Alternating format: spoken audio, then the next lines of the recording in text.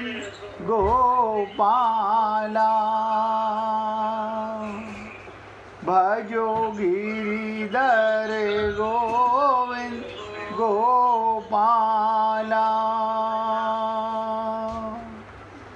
भजो मुरली मनोहर नंद लाला। भजो मुरली मनोहर नंद लाला। भजो गिरिधर गोविंद गोपाला। भजो गिरिधर गोविंद गोपाला। भजो मुरली मनोहर नंद लाला। भजो मुरली मनोहर नंद लाला।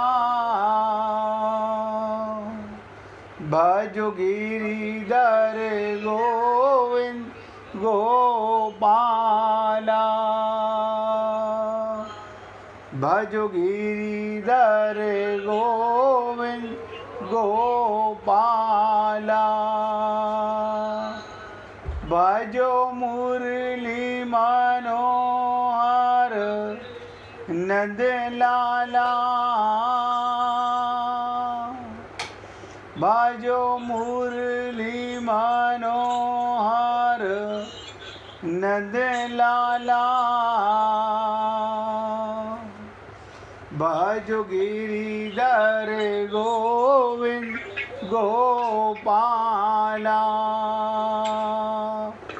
भजो गिरिधर गोविंद गोपाला।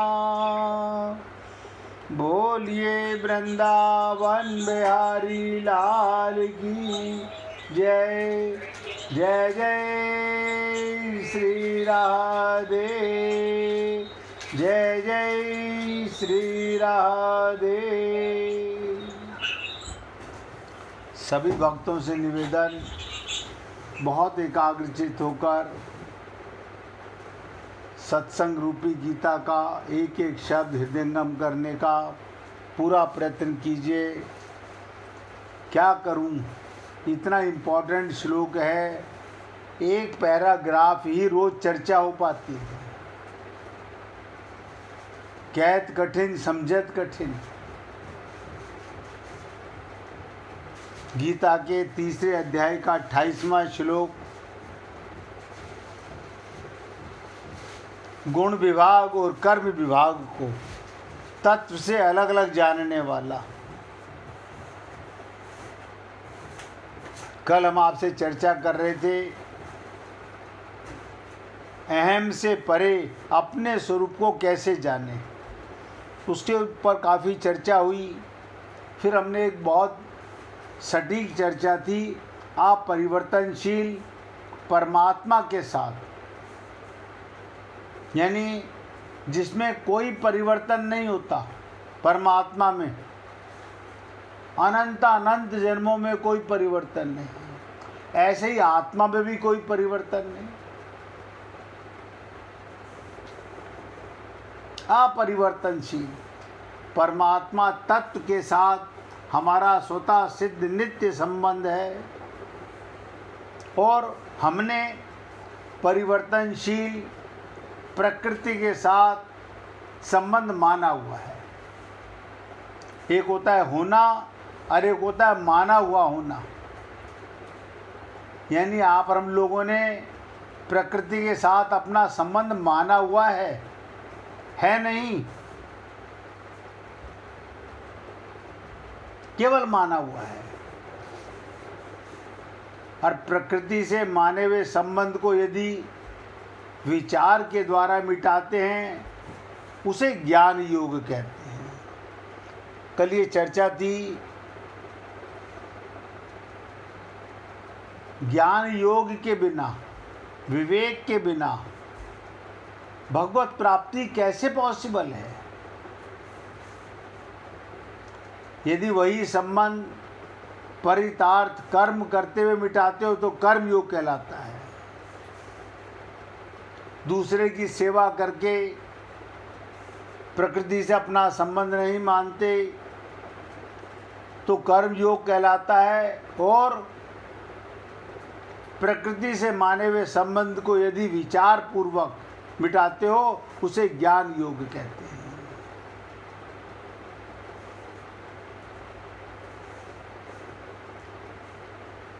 प्रकृति से संबंध विच्छेद होने पर चाहे कर्म योग से हो चाहे ज्ञान योग से हो, योग कहलाता है। परमात्मा से नित्य संबंध अनुभव होता है, अन्यथा केवल ज्ञान और कर्म ही होता है। इसलिए हे पुण्य आत्माओं, प्रकृति से संबंध विच्छेद पूर्वक परमात्मा से अपने नित्य संबंध को पहचानने की तत्वित, यही तत्व ज्ञान है। तो हमने कहा था, कल चर्चा करी गुण कर्म विभाग को तत्व से जानने का। आज चर्चा करते हैं गुणा गुणेषु वर्तन्ते, प्रकृति जन्य गुणों से, माया के गुणों से। और आपको अब तो पूरी तरह पता होना चाहिए माया के 3 गुण, सात्विक, राजस और तामस। तो प्रकृति जन्य गुणों से उत्पन्न होने के कारण शरीर, इंद्रियां, मन, बुद्धि आदि भी गुण कहलाते हैं। ये शरीर का गुण, इंद्रियों का गुण, मन बुद्धि का गुण गुण क्यों कहलाता है? ये भी प्रकृति से उत्पन्न होते हैं, जिसे आप और हम लोग मैं करते रहते हैं। लेकिन अविवेक के कारण बात अच्छी नहीं लगती है। क्या हमारे पास विवेक नहीं है? अब नहीं है तो नहीं है। हम अपने को बुद्धिमान तो मानते हैं, लेकिन विवेक जागने के बाद में तो आपका संबंध शरीर से रहता ही नहीं, मन बुद्धि से रहता ही नहीं। इसलिए क्या कहते हैं, अविवेक के कारण अज्ञानी पुरुष इन गुणों के साथ अपना संबंध मानकर, शरीर को अपना मानकर, इंद्रियों को अपना मानकर, मन बुद्धि को अपना मानकर, इनसे होने वाली क्रियाओं का कर्ता अपने को मान लेता है। सबसे बड़ा कारण, हमने अपने को कर्ता मान लिया, परंतु स्वयं आत्मा में अपनी स्वतः सिद्ध स्थिति का अनुभव होने पर मैं करता हूं, ऐसा भाव आ ही नहीं सकता।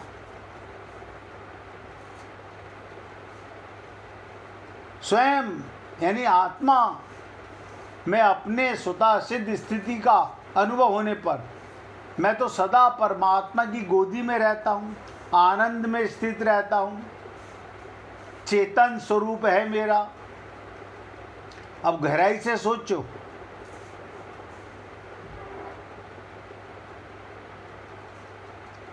एग्जाम्पल से समझने का प्रयत्न करेंगे।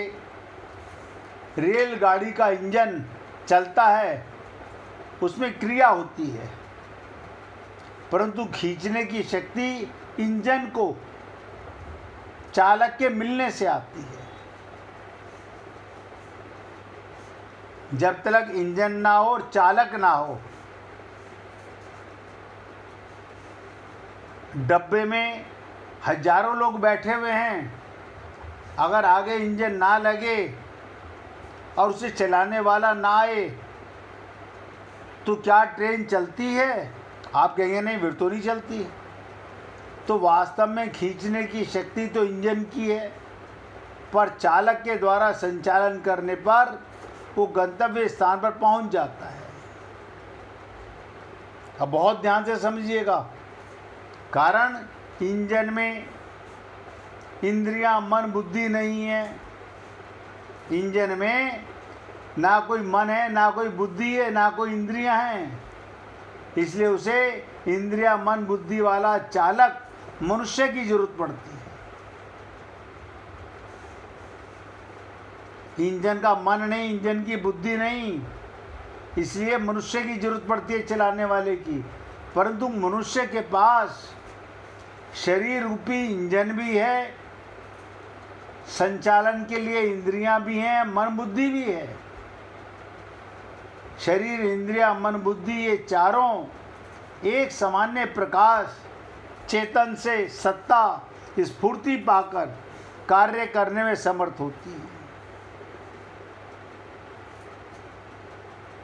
सामान्य प्रकाश माने ज्ञान का प्रतिबिंब बुद्धि में आता है। बुद्धि के ज्ञान को मन ग्रहण करता है और मन के ज्ञान को इंद्रियां ग्रहण करती हैं और फिर शरीर रूपी इंजन का संचालन होता है। बहुत एकाग्रता से सुनेंगे तो समझ आएगा।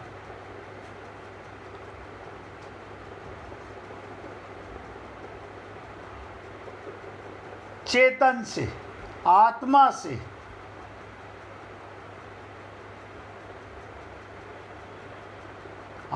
से बुद्धि को प्रकाश मिलता है और बुद्धि से मन को प्रकाश मिलता है और मन से इंद्रियों को प्रकाश मिलता है। फिर ये शरीर रूपी इंजन वर्क करने लगता है। इसमें से आत्मा निकल जाए, परमात्मा निकल जाए तो किसी की बुद्धि, किसी का मन, किसी की इंद्रियां काम नहीं करती। ये बुद्धि, ये मन, ये इंद्रियां, ये शरीर, ये सब के सब गुण हैं और इन्हें प्रकाशित करने वाला, इन्हें सत्ता स्फूर्ति देने वाला स्वयं इन गुणों से असंबंध निर्लिप्त रहता है। आत्मा का देखो कमाल है, आत्मा के प्रकाश से ये वर्क करते हैं शरीर, लेकिन आत्मा का शरीर से कोई संबंध नहीं है। और आपको अब तो ये बात कूट कूट कर हृदय में भर जानी चाहिए कि मैं आत्मा हूँ, मैं शरीर नहीं हूँ। मैं आत्मा हूँ, मैं शरीर नहीं हूँ। लेकिन अनंत अनंत काल से ये मनुष्य अपने को शरीर मानकर माया के चंगुल में फंस गया है। यहाँ से निकलना इसके लिए असंभव सा हो गया है। असंभव है नहीं, अपना पता चल जाए कि मेरा शरीर से लवलेश मात्र भी अंतर नहीं है, क्योंकि मैं चेतन हूँ और ये जड़ है। ये शरीर मिला है केवल सेवा करने के लिए, केवल सेवा करने के लिए। अगर देखो ये एग्जाम्पल समझ में नहीं आया हो तो दोबारा बताने का प्रयत्न करूँगा, लेकिन बिना समझे आगे बढ़ने का लाभ नहीं। हमने कहा ट्रेन में डिब्बे लगे होते हैं, लाखों पैसेंजर बैठे होते हैं, हजारों पैसेंजर बैठे होते हैं। आगे इंजन लगा होता है और इंजन को चलाने वाला कोई मनुष्य होता है, क्योंकि इंजन के पास मन बुद्धि नहीं है। इसी प्रकार शरीर रूपी इंजन को चलाने के लिए शरीर के अंदर आत्मा का प्रकाश पाकर बुद्धि काम करती है, मन काम करता है, इंद्रियां काम करती हैं और शरीर चलायमान इंजन की डिब्बों की तरह चलता नजर आता है। बस आप और हम लोग अपने को शरीर मानकर, शरीर में रहना पाप नहीं है, शरीर मिला ही सेवा के लिए है। तो शरीर रूपी इंजन का संचालन होता है किसके द्वारा? बुद्धि मन इंद्रियों के द्वारा नहीं, इनके पीछे बैठा हुआ चेतन प्रकाशक आत्मा के प्रतिबिंब से। इसलिए बुद्धि मन इंद्रियों और शरीर के सब गुण हैं, और इन्हें प्रकाशित करने वाला, इन्हें सत्ता स्फूर्ति देने वाला स्वयं इन गुणों से असंबंध निर्लिप्त है। आत्मा का शरीर से कोई संबंध नहीं, बुद्धि से कोई संबंध नहीं, मन से कोई संबंध नहीं, इंद्रियों से कोई संबंध नहीं। लेकिन ये छोटी सी बात, मैं ऐसा नहीं कह सकता कि हम समझना नहीं चाहते, समझना तो चाहते हैं, लेकिन अनंत जन्मों से हमारा अभ्यास माया का, शरीर का मान करके हम भटक रहे हैं। सब कल्याण करना चाहते हैं, बताइए हम शरीर को मैं मान के कल्याण करना चाहते हैं, जो कि कभी नहीं होगा। आत्मज्ञान होते ही क्या कमाल होगा? शरीर से संबंध विच्छेद हो जाएगा। मैं चेतन, ये जड़ है, इसका जन्म हुआ, इसकी मृत्यु होती है, इसमें परिवर्तन होता है, मुझ में कोई परिवर्तन नहीं होता। आत्मा, कल भी मैंने निवेदन किया था, चींटी की आत्मा और हाथी की आत्मा, ब्रह्मा की आत्मा, सबकी एक है, वो बढ़ती घटती नहीं है। लेकिन ये जीव जब तक आत्मज्ञानी नहीं बनता, अपना परिचय नहीं जानता, अपने स्वरूप को नहीं जानता, अपनी स्थिति को नहीं जानता, तब तक ये ऐसे ही भटकता रहता है, अपनी तरफ से छल कपट छिद्र करता है। हमने ये किया, हमने ये किया, हमने वो किया, हम वहाँ गए, हमने ये सुना। जो असली चीज़ थी, जहाँ से प्रकाश का उदय होना था, किरण फूटनी थी, अंधकार मिटा नहीं।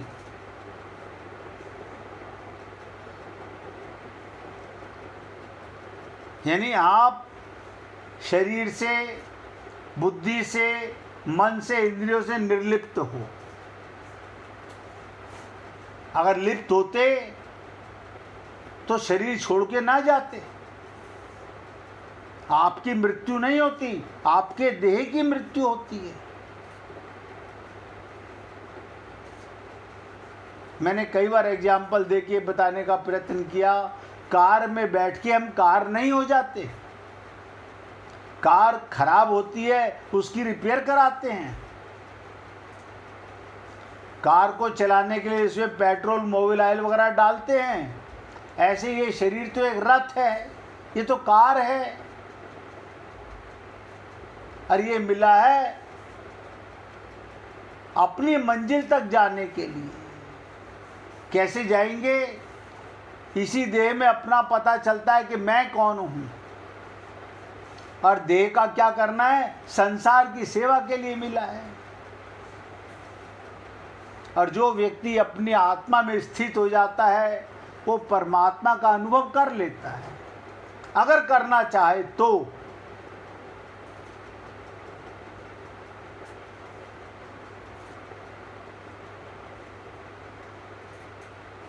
अतः वास्तव में संपूर्ण गुणों ही, सारे गुणों में ही बरतते हैं। श्रेष्ठ पुरुष, महान पुरुष आचरणों के द्वारा सब लोग अनुसरण करते हैं। यानी जो हमारे संत महात्मा ऋषि मुनि, उनका हम अनुसरण करते हैं।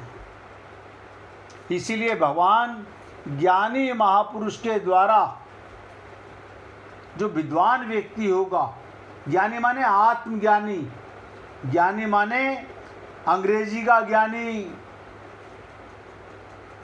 शब्दों का ज्ञानी नहीं, तो आत्मज्ञानी होगा। उन महापुरुषों के द्वारा लोक संग्रह कैसे होता है उसका वर्णन करते हुए कहते हैं, जिस प्रकार वो महापुरुष संपूर्ण गुण ही गुणों से बरत रहे हैं, ऐसा अनुभव करके उनमें आसक्त नहीं होता। शरीर शरीर का काम कर रहा है, मन अपना काम कर रहा है, बुद्धि अपना काम कर रही है, मैं तो आत्मा हूं।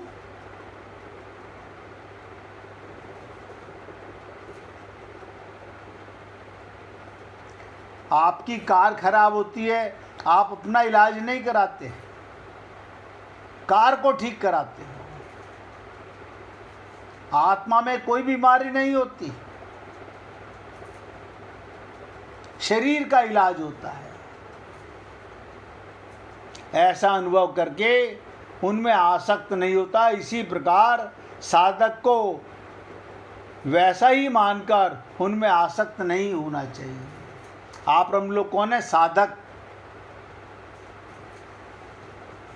हमारा साध्य है अपने स्वरूप को जानना, अपने घर वापस जाना। तो आपने समझा, श्रीमद् भागवत महापुराण में भी ये प्रसंग आता है कि शरीर एक रथ है, इस रथ में 5 घोड़े हैं, एक लगाम है उन घोड़ों के खींचने वाली, और एक ड्राइवर बुद्धि है और पैसेंजर आत्मा है। ध्यान से समझिएगा, शरीर एक रथ है, उसमें 5 घोड़े हैं और उन 5 घोड़ों के अंदर लगाम मन के हाथ में है, और मन रूपी लगाम बुद्धि, सारथी, ड्राइवर, चलाने वाला है, और चेतन आत्मा पैसेंजर पीछे बैठा हुआ है। आत्मा कहती है मुझे तो भगवत प्राप्ति करनी है, भगवान के लोक में जाना है, लेकिन बाकी सब मैटेरियलिस्टिक है। शरीर भी माया का, मन भी माया का, बुद्धि भी माया की। आत्मा की कोई सुनता ही नहीं।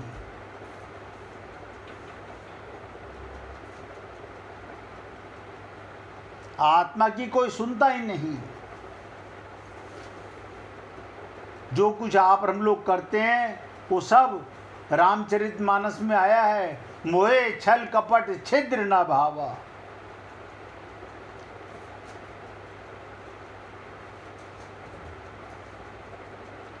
तो हे पुण्य आत्माओं, महापुरुषों से हमें क्या अनुसरण करना है? जैसे पिता का व्यापार हम संभालते हैं, हम व्यापारी बन जाते हैं। हमारे पिता ने 10 करोड़ कमाए, हम 100 करोड़ कमाना चाहते हैं। ऐसे हमें संत महात्माओं का अनुसरण करना चाहिए। पूछिए मिश्रा जी। लेकिन ये बताइए कि आत्मा का तो सारा संबंध परमात्मा से रहता है, और आत्मा शरीर को चला तो रही है, क्या उसमें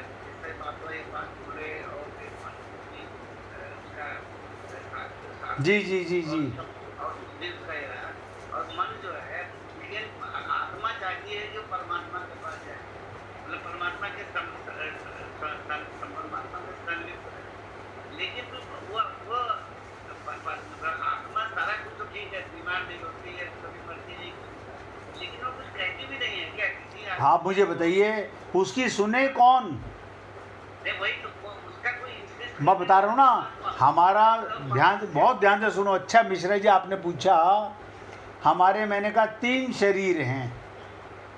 एक स्थूल शरीर है जिसका जन्म और जिसकी मृत्यु होती है, और जो सूक्ष्म शरीर है जिसमें मन बुद्धि चित्त होता है, वो मरता नहीं है।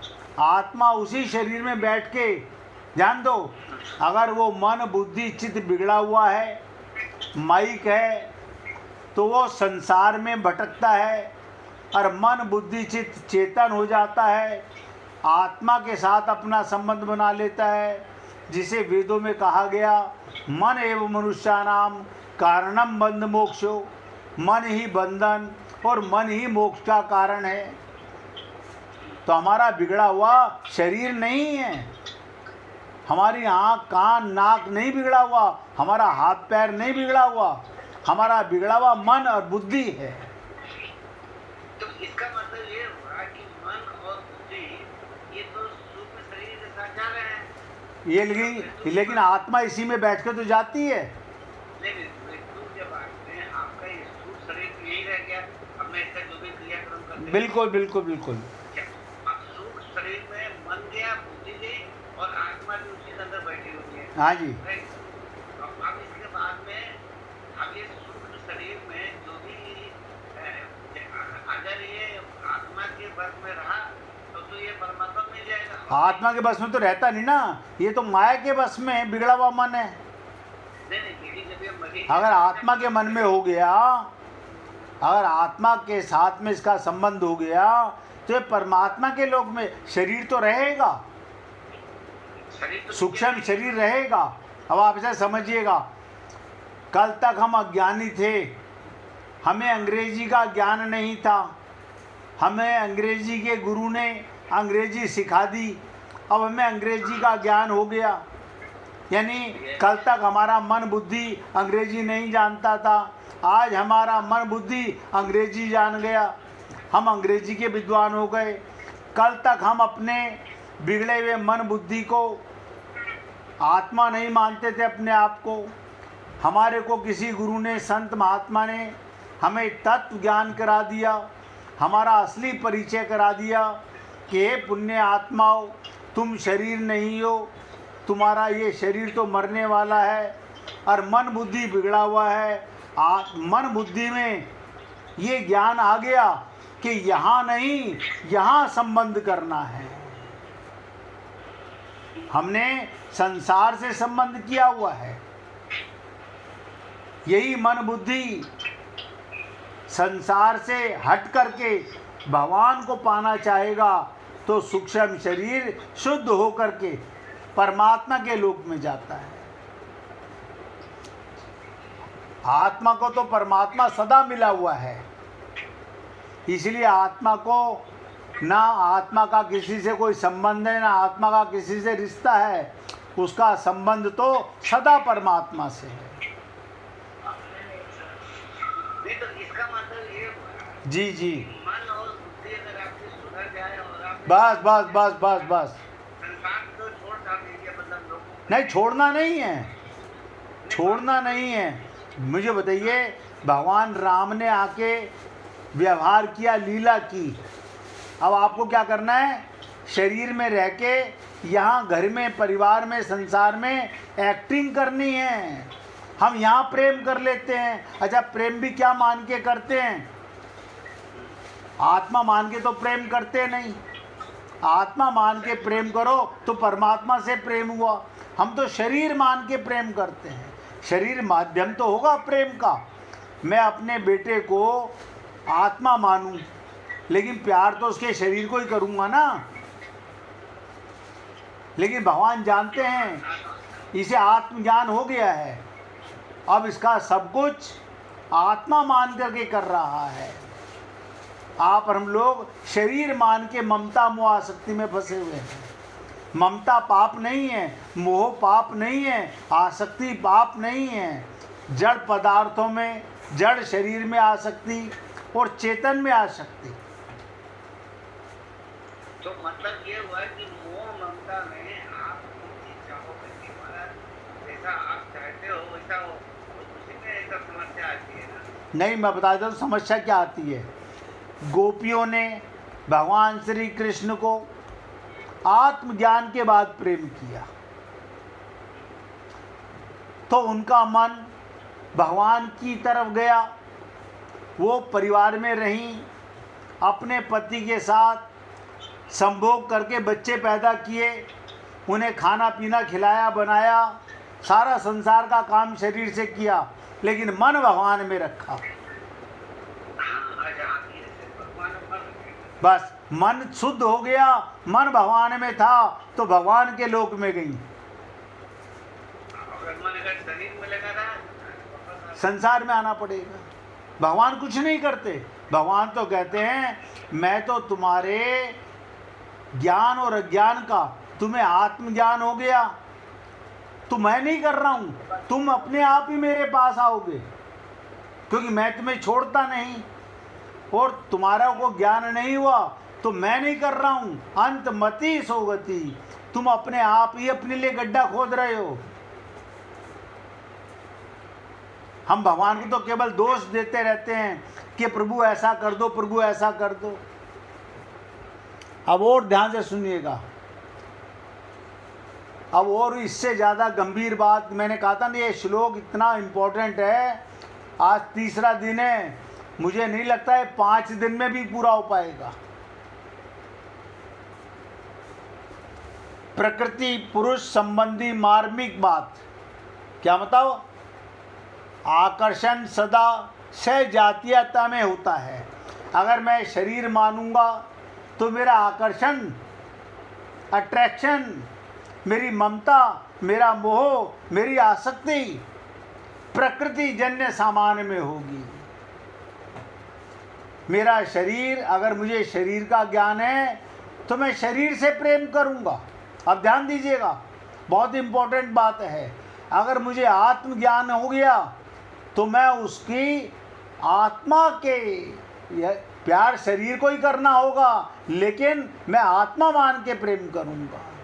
बहुत से ज्ञानी महापुरुष अपने परिवार से प्रेम करते हैं, भगवान श्री कृष्ण भी गोपियों से प्रेम करते हैं, उन्हें रास में ले जाते हैं, लेकिन उनके शरीर तो केवल माध्यम है, उन्हें आत्मा मान करके वो उनके पास पहुंची थी। और आप और हम लोग शरीर का ज्ञान में भगवान को पकड़ना चाहते हैं। अरे भगवान तो तुम्हें मिला हुआ है, अपनी अज्ञानता नहीं मिटाना चाहता। ये जीव अनंत काल से पोथी तो रट लेता है, श्लोक तो रट लेता है, गीता भागवत रामायण तो रट लेता है, लेकिन आत्मज्ञान जो सबसे इंपॉर्टेंट है, अपना परिचय खुद नहीं जान पाता।